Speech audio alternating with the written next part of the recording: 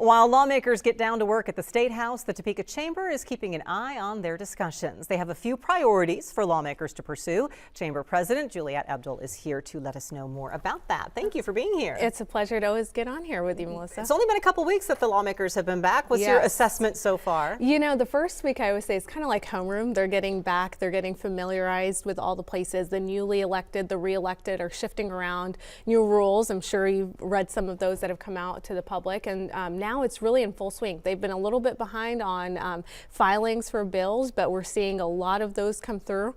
I think today alone it was close to about 17 or 18 bills that have been filed. So quite a bit that are coming down the pipeline.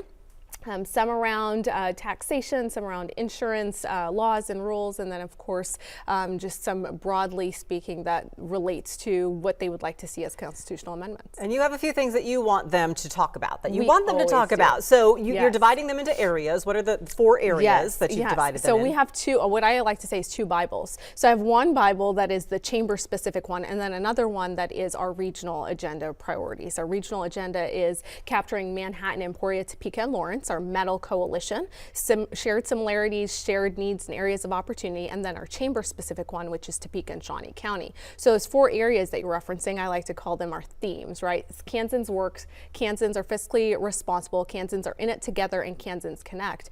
And really that speaks to interests in infrastructure and funding to our infrastructure and priority needs that we have. It's economic development, workforce development, the components that really create that place that people want to live, work, and play.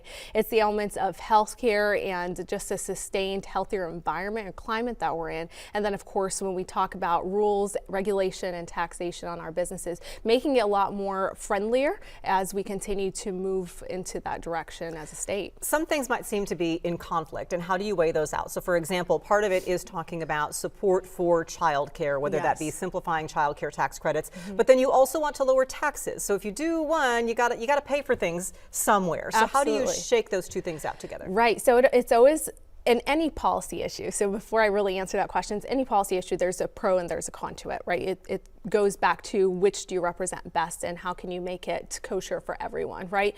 Our philosophy when we're looking at tax cuts, and we're not necessarily saying we want a blanket tax cut, but we had a public policy survey that we pushed out to our entire business community, and we had the majority of those surveys respondents say we want a reduction in income tax, we want a reduction in property tax, and then corporate tax. That was the top 3 in that order.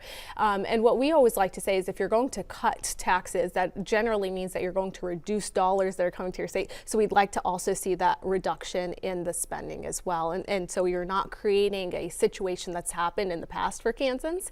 Instead, we're trying to be progressively thinking about what could come out of this and how can you circumvent that from actually happening. The other kind of dichotomy, if you will, is how some of these policies and proposals would seem to align with the conservative Republican leadership that we're seeing in the legislature right now. And by that, I mean cutting the corporate income taxes, business-friendly taxes. But another part of your platform talks about expanding Medicaid, and that is not generally something that the Republican leadership has been supportive of. Why do you feel, from the chamber standpoint, that does make sense? Sure. So we are our philosophy is we're pro-business.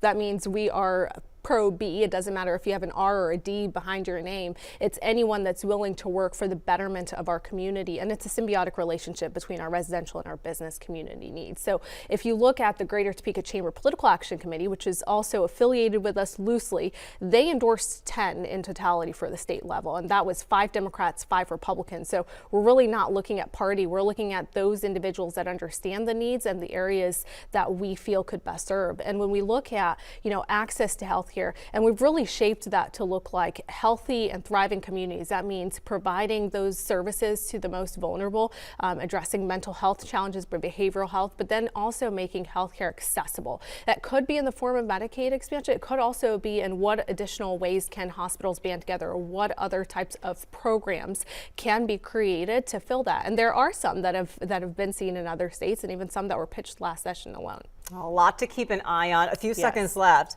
What does the future look like for economic development in the Topeka area this year ahead? Do you have anything you could? Are there announcements in store? I can't say anything. You need my Molly Howie is our counterpart for Go Topeka, and the chamber really represents economic development, tourism, and chamber business interests essentially. What I can say is it's a hotbed. We have so much interest here in Kansas. Super excited for it. Stay tuned for chamber business to government types of programs. So we have a Topeka Day at the Capitol. Capitol the end of February. We also have the first annual legislative fish fry. If you didn't know, catfish is the fish for it's the fish for the state of Kansas. So that's what we'll be having. And just a lot of opportunities for businesses to connect with those elected officials at the state level. Okay, we will stay tuned for all of those. Juliet, thank you so very much. Thanks for Appreciate having you me. connecting.